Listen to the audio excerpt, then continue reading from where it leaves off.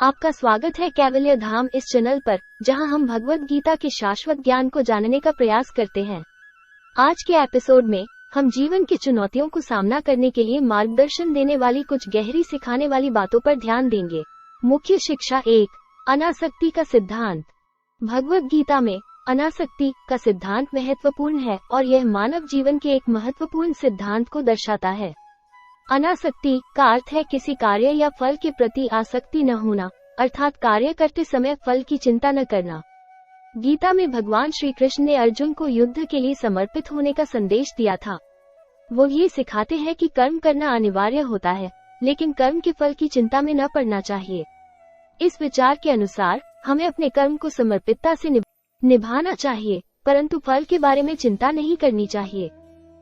ये सिद्धांत हमें सीखता है कि कर्म का फल हमारे नियंत्रण में नहीं होता है।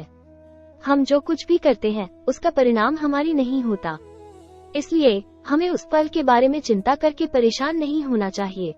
अनासक्ति का सिद्धांत हमें मोहमाया से मुक्ति दिलाता है और हमें सही दिशा में ले जाता है। ये हमें स्वतंत्रता और सकारात्मकता की दिशा में ले जाता है, जो हमारे जीवन को बेहतर बनाता है। इस सिद्धांत के अनुसार हमें कर्म को निष्काम भाव से करना चाहिए, जिससे हमें आत्मा की मुक्ति और चित्त की शांति मिलती है। ये हमें अपने कर्तव्यों का पालन करते समय भी सुख दुख के फल की परवाह किए बिना कर्म करने की सीख देता है। अनासक्ति का सिद्धांत अनेक संदर्भों में समझा जा सकता है। यहाँ एक उदाहरण है। सोचिए एक व्यक्ति जो एक सामाजिक कार्यक्रम में संलग्न है और वहाँ उसे जिम्मेदारी दी गई है कि वो एक शिक्षा संस्था की गरीब बच्चों के लिए शिक्षा कार्यक्रम संचालित करे। उसका उद्देश्य है कि वो बच्चों को शिक्षा प्रदान करके उनका भविष्य सुधारना चाहता है।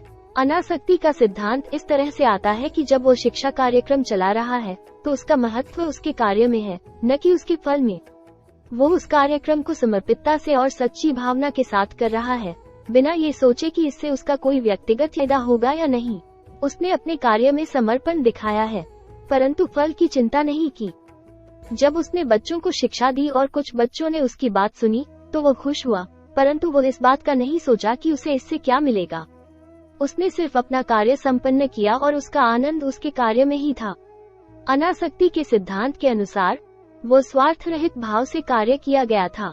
इस उदाहरण से समझा जा सकता है कि अनासक्ति का सिद्धांत हमें कर्म करते समय फल की चिंता नहीं करने की सीख देता है और हमें समर्पण और सच्ची भावना के साथ कार्य करने की दिशा में ले जाता है। हमारे साथ जुड़ने के लिए धन्यवाद। कैवल्य धाम इस चैनल पर भगवत गीता के और गहरे अध्ययन के लिए बने रहें।